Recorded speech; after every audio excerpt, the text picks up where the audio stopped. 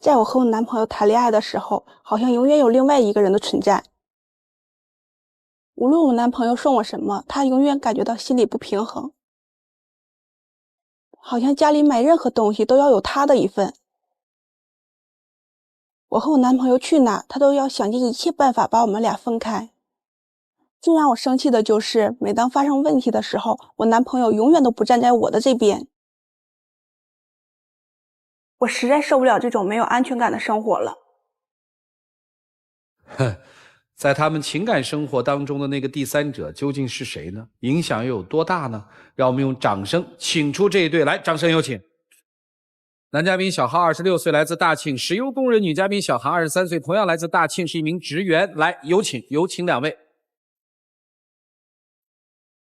欢迎两位哈，愿意公开箱子里的秘密吗？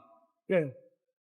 谈恋爱多久啦？3年了，是他表嫂介绍我们2个人认识。你们俩感情怎么样？我们俩感情挺好，就是他有他二姐，一听到我说是他表嫂介绍认识的，他二姐就非常的不喜欢我。我不知道为什么，因为他表嫂介绍认识的，他二姐不喜欢我。不是说我二姐不喜欢你，我表嫂天天就是一个不顾家的人，下了班之后就出去跟朋友喝呀、疯啊、闹啊，所以说他就以为你和他是一样的人，他没说不喜欢你。那我认为你表嫂是挺好的人呢，我实习的时候他就像个大姐姐一样照顾我，没像你二姐说的那样。再说了，我和你表嫂认识，就一定像你表嫂那样吗？我跟我二姐解释过吧，不是那样的人。那你说他听吗？就像我第一次上你家，一进你家屋门你就开始去玩游戏，然后我看你父母在那块做饭，我就去帮忙，然后你父母说不用，那个这厨房小，你去客厅看电视吧。我想那我就去呗。结果他二姐一进屋门，看见我在那客厅看电视，就上来说你没看着老人在给你做饭吗？我说我去问了，说不用啊。然后他二姐就说啊，以后老人老了之后不让你养老，不让你收走，你也不管了吗？我没感觉有什么错呀。然后他二姐就那么说。哪有你说的那么严重啊？那我二姐是心疼我爸妈。那你第一次上我家门是我没照顾到你，那你看看厨房能干点啥活你就干呗。那我去了，你爸妈说不用啊，而且我第一次上你家，我在家我父母都没这么说过我，他凭什么那么说我呀？是，而且第一次当你父母面就那么说我。好，两个先不要那么吵哈。你们这恋爱有3年多是吧？对，3年多，打算结婚吗？打算结婚了，就是去年10月份的时候，他家里人所有人都同意，只有他二姐一个人反对，认为我配不上他啊。不是，是有原因的。你家为啥要彩礼钱呢？谁家不要彩礼钱？我朋友他们家都要10万20万的，我就要2万块钱，2万块钱多吗？他家还在砍价，就给1万块钱，而且你这是娶媳妇，你以为上市场买菜呢？还在砍价呢？什么叫市场买菜啊？那感情之间能用金钱衡量吗？那我要的也不多呀。是不多，当时我那钱不全都买房子了吗？那我怎么没看着你？那我爸妈退休，全都是退休金，把所有的积蓄过来拿过来给我办首付，是不是这么回事？最可气的不是钱的事儿，是你二姐到处说的我要因为这1万块钱把他家逼死了。你说话这么难听啊！总之二姐在这个彩礼这个事情上，她也是不太认同你的，是吧？对。那你们俩现在是个什么状态？我们俩房子买了吗？怎么回事？他们家最可笑的，你知道怎么的吗？最后那个他就妥协了，我说那个我给你1万块钱行不行？他说可以，然后咱们把那个婚礼先办了吧。办完酒席之后，我说咱登记呗，行不行？啊，你们先办的婚礼。对，然后之后他妈告诉我说他家户口本丢了啊，然后到现在我才知道，就故意迟不给我登记，婚礼都办完了，现在还没给我登记。不是，人家干嘛不跟你登记？人家不都跟你婚礼了吗？因为他二姐呀，他二姐之前我不说1万块钱吗？他不说1万吗？然后一听说的1万块钱，他二姐也不想给。一听说我有2万块钱存款，他就过来说：“那你不是要彩礼吗？那你就把你2万块钱先拿给你父母吧。然后你着急嫁过来的话，你就嫁吧。”就那么说。那你说我听着能不生气吗？不是。然后当时我都不想结婚了，我就说，我当时就跟我父母说，我说的那个我不结婚了。我父母说的不行，这样式的你说。亲戚朋友都通知到了，不结婚也面子上过不去，明白了，就结婚了。等于现在你们办了酒席，没领结婚证，是吧？是这意思吗？对。那你们办完酒席以后住在一起了吗？他有个房子比较大，我的房子比较小。然后呢，我们就把那个大房子精装修了一下，住到大房子里去了。后来因为我工作的原因，我们就搬到我的小房子，因为离我小房子比较近。结果他二姐这一听说大房子空出来，就找各式各样的理由说要搬到我们大房子里住去。他自己也有房子，为什么不住啊？不是，我从小就这么一个二姐，那咱俩那房子空下来，那就让我二姐去住呗。姐弟情深嘛，就是住就住呗。我也让他住了，然后那天一回去进屋一看，我都不认识这是我的房子了。什么东西都给我改变了。那我喜欢的浴缸，然后花那么多钱买的，最后换成淋浴了，那个墙壁纸换成粉。那你这二姐做的不好。这事儿什么都给改了，而且也没告诉我，也没告诉他。这事儿跟他也有关系。那房子顶上房产证写的是我的名，当时为啥你说你不给我登记啊？那我亲二姐，你说我咋说？从小我俩关系都特别好，明白？那他过来关系好，那他也应该说一声吧？没告诉我，也没告诉你，是他还把我当成这家女主人吗？而且他还这样唯唯诺诺，就是不站在我这边说话，站在他二姐那边，始终向着他二姐。那你说我在我最脆弱的时候，我生病的时候，我需不需要一个人安慰我？需要他安慰不就行了吗？当我大过年的时候生病了啊，打点滴，然后他呢都不过来陪我，过年我生病都不来陪我，他不来陪我。不是，我告诉你主任怎么回事。我大姐从那个北京回来，第二天就要赶飞机，一年就回来这一次，是不是？那我们全家人聚会，她就赶那天得病了。然后得完病之后啊，到10点，然后我就上他那儿去看他了，这就挑我理了。那10点了，我一个生病，病人饿到10点，然后一个人打点滴，人家谁家不都有人陪呀？第2年就赶飞机了，10点连个电话都没打，连问都没问一下，你就那他不来也行。中间他父母也生病了，然后他二姐什么事都没有，就是你说开个茶馆挺闲的，然后不照顾父母，送到我这儿来。你说我白天上班，晚上呢还得打针。根本没时间照顾父母，然后他二姐打电话说：“哎，你不知道照顾父母，娶你到家有什么用啊？”给我又一顿说。不是，我二姐不是那意思。我二姐那意思说，以后她要是不在我父母身边，我父母正好就病了，看看你能不能好好照顾照顾。如果我要是没生病的话，我是不是会好好照顾你父母？会不会给你父母做饭？我就认为你二姐在挑我，就想把咱俩别分手了。现在更可气的就是给他介绍对象。你去看了吗？我应付我二姐，我看了。我就问你去看了没有？我去看了啊，你还看了？但我从来没跟他联系过。怎么没联系呢？那天晚上你在那块鬼鬼祟祟打电话是干什么？我不是给他们打电话吗？那你应付你二姐，永远是这样式应付他二姐，为了他二姐什么都可以放弃，所以我就必须要跟他分手。我这次来的目的就是想和你挽回咱俩之间的感情。你说你这么跟我吵干什么呀？所以我就说要跟你分手吗？你是想挽回是吧？对，你觉得你有什么做的不当的地方吗？我承认我可能是有一丁点的小毛病吧，一丁点的小毛病，你好多事儿做的都有问题啊。今天本来要请二姐来哈，种种原因没请来，但是二姐有一段电话采访，放给大家听一听。来，您对您弟弟这个女朋友印象怎么样呢？非常不好，从第一眼看上就不太喜欢她，因为说很多原因吧。他在我家什么也不会干，我父母有病了他也不管，饭也不会做，在家里什么也不干，就知道吃。你说这样的儿媳妇，就是将来就是真的他俩走到一起结婚那天，能把我父母放心放到他俩跟前吗？难道还让我父母那么大岁数照顾他俩吗？分手最好了，快点分手。我弟弟那人是个挺好的小孩，人特别善良，你知道吗？我就希望我弟弟找一个比他强，我也可以给他介绍。你看看他，这二姐现在还说要给他介绍对象呢，他把我当成什么了？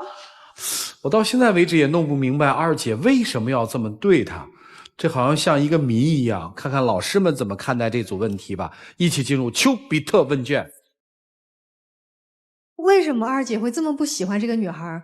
女孩，你嘴巴太碎叨了。总是在以吵架的方式跟别人说话的话，二姐会认为你是一个特别刁蛮的人。对于男方来讲，你根本不懂得在有问题出现的时候如何平息问题，拱火是你最擅长的事情，但是平息你完全不懂的。我就想问你，第一个，你觉得二姐住到你们家，把你们家所有的东西都拆了，做的对还是不对？这件事儿行吧，的确是我二姐做的不对。那这件事情你有去跟二姐说过吗？那我亲二姐不说了，她亲二姐亲人也有做的不对的时候，你说了还是没说？没说。当你老婆在生病，你父母在生病的时候，那你觉得是应该你来照顾他们3个，还是该由你生病的妻子来照顾？我妻子照顾。一个生病的妻子要去照顾你生病的父母，而作为一个健壮的男人，你却不去照顾。我得上班赚钱呢。他也上班赚钱呀。我二姐告我，就是儿媳妇就得。你不要告你二姐告你，你认为作为一个男人来讲，你该不该做？我二姐那意思就是看她，我爸妈病了，看她能不能孝顺孝顺，是这个意思。二姐的话我们先不管，至少用你的角度来讲，你认为我可以不用照顾，因为这些都是该由我妻子来做的事情。丈夫跟妻子是共同享有家庭劳务事情的。家里边做饭、洗衣服、打扫卫生，应该夫妻双方共同来配合。妻子有病，做丈夫的我应该主动承担；丈夫有病，妻子应该理应照顾。第二个，当妻子在外面受到别人诽谤指责的时候，你应该理所应当的保护她，但你没有，你反而在她身上雪上加霜。所以我觉得你可能今天应该思考的是，你应该怎么做一个好丈夫，否则的话，这个女人你留不住，下一个女人你也得不到。听上去都是二姐的不对，二姐办这些事儿有点二。看了看二姐的资料，我觉得不是二姐二，是你二。大姐为什么不管你的事儿呢？大姐在北京，大姐嫁得远，对吧？管不着。如果她在大庆的话，也管你，对吧？两个姐姐都宠你这小弟弟嘛，太不成熟了。但凡像家里出现问题，说妈妈啊，婆婆跟儿媳妇干起来了，那儿子一定有问题，是吧？丈母娘跟自己女婿看不顺眼了，女儿没做好工作。二姐跟你们这儿叫板，那一定是你有问题。你虽然26岁了，做的事儿也就是16做出的事儿，但是做的事儿很伤人。你女朋友为什么这么伤心啊？我听着都生气，怎么能这么没主见呢？房子给拆了，明知道二姐做的不对，连个不字都不敢说。一个没有是非的男人一点都不可靠。不是让你出去出头打架去，但对和错要说。虽然有技巧的说，但是也得说，不能闷头。刚才你说那话多难听，我就想抽你。我要是娘家人的话，大姐好不容易就回来一天，你非赶这时候生病，生病是赶的吗？她故意的。完了以后跟家人吃火锅去了，把自己女朋友未婚妻啊扔在医院里不管，冷冷清清。换你，你乐意啊？啊？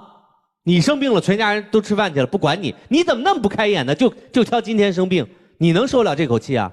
你能受得了，二姐也受不了，早打他们家去了。如果你受到同等待遇的话，对不对？都已经是未婚妻了，不管彩礼钱多少钱，吃了酒席了，对不对？还出去相亲，是你二姐混呢，还是你好色呀？我被逼的啊！我被我二姐逼的。你被你二姐逼的？你二姐让你出去出轨，你也出轨啊？你二姐让你杀人放火，你也杀人放火呀？都真是我二姐逼我的。我跟她感情其实挺好，真的。跟姐姐的感情再好，都有势理分明。跟姐姐的感情再好，也不能做一些背叛自己爱人的事儿，这都不是理由。任何一段外力，它之所以能够切入这段感情，它一定有能够切入的理由和缺口，一定说明这段感情不那么牢靠。我认为它不是二，我也认为它不是不成熟，它有很大的问题。二姐是亲姐吧？是。从小感情很好吧？对，我俩。我不相信二姐真的能这么对亲弟弟。这女人如果真的有问题，我问你的父母对这个女生有意见吗？我母亲还挺认可她的。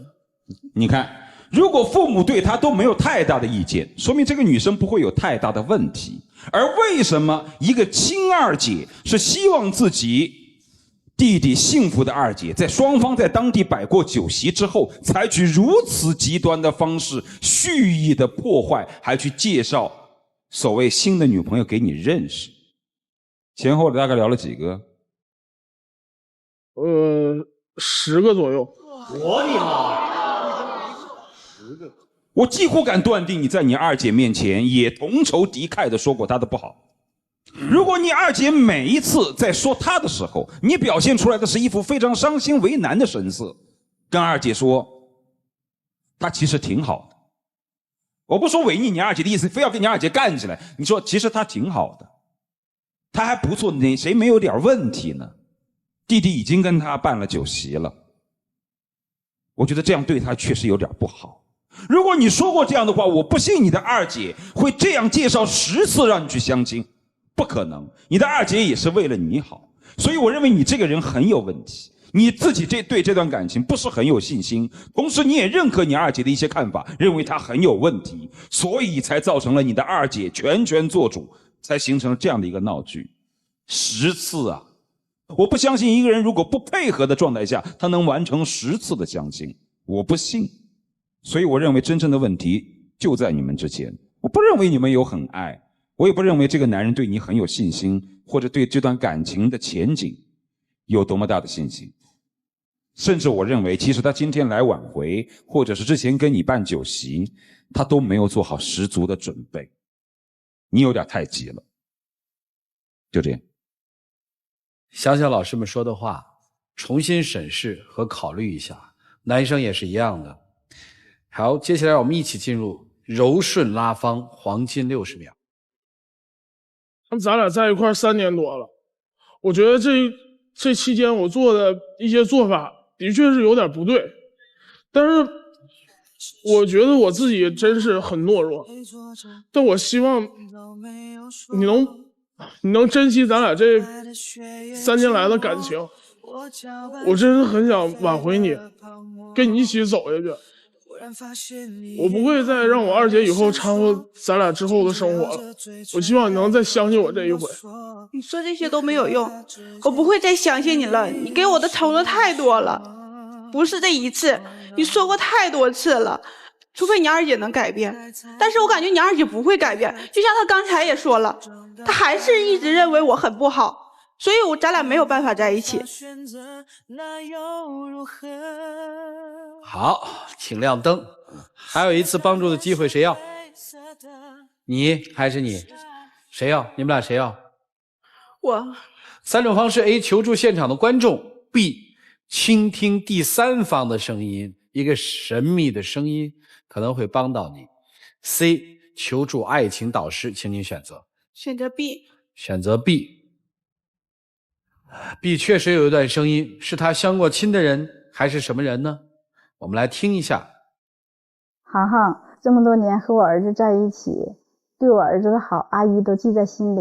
你二姐呢，也是对她弟弟好，对你所做的，阿姨也都看在眼里。你二姐也不容易，回头呢，我多说说她，你尽量多担待点。航航，阿姨希望你和小浩不要为这些琐事再吵了，希望你和小浩以后好好过日子。你是阿姨心目中唯一认定的儿媳妇。妈妈出来说话了，即使妈妈这么出来说话，自己也得想清楚。所以说你呀，真是二姐的事儿吗？你想想老师的话，你也想想老师的话。两位请交换箱子，请交换。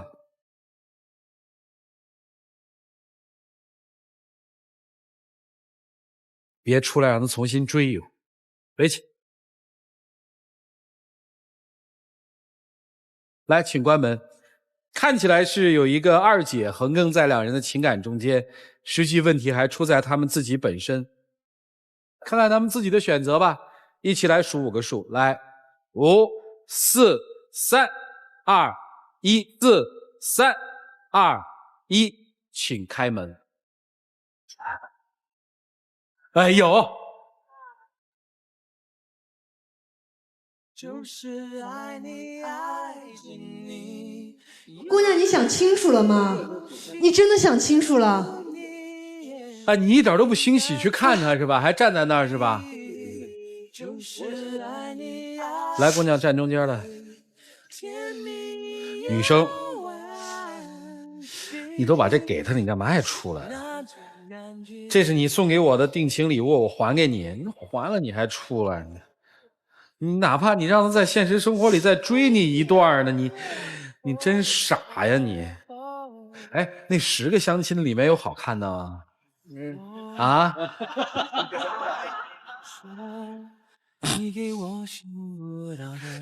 航航，我保证，只要你愿意结婚，我就把房子过户到你名下，这样你就是房子真正的主人了，你再也不用受委屈了。你也信呐？我并不是因为他说房子的问题。那你因为什么呢？我是主要是因为他最后他母亲那段话。你以为他母亲做得了他的主吗？他母亲一直就认可你，这所有的事情不照样是发生了？气死我了！这3年该忍的，你还是他妈妈没帮你啊！他妈妈该说二姐早说了，该管能管住早管了。这跟二姐真没关系，是他自己没有办法承担做男人的样子。行了，都别做二姐了。来，站在这儿来，小伙子。感谢暴龙眼睛为牵手成功的嘉宾提供的牵手大奖。成功复合的情侣将会获得由休闲旅游领导者途牛旅游网提供的价值500到3000元不等的旅游代金券。你们自己来喊开始和停。开始。停。来，有请我们的小话筒，有请选择幸福，选择亚塞河来盼盼，盼盼到家，安居乐业。谢谢。对，牵着妹妹慢点儿。让我们一起来见证他们的庄严时刻。航航，我以后一定会背起一个做男人的责任，我不会再听从二姐的一些话语。我以后的人生就只有你，我希望你能相信我。航航，我希望你嫁给我，回去之后咱俩就登记。亲一个吧，亲一个吧，亲一个吧！哎呦，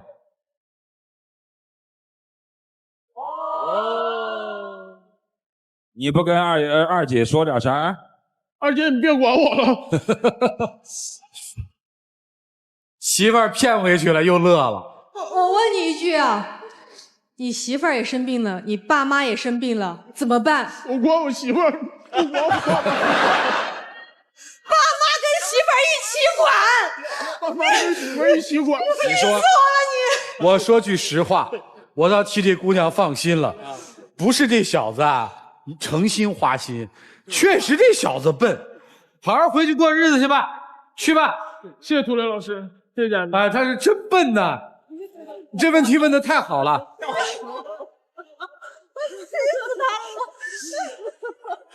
啊！祝你们幸福，祝你们幸福啊！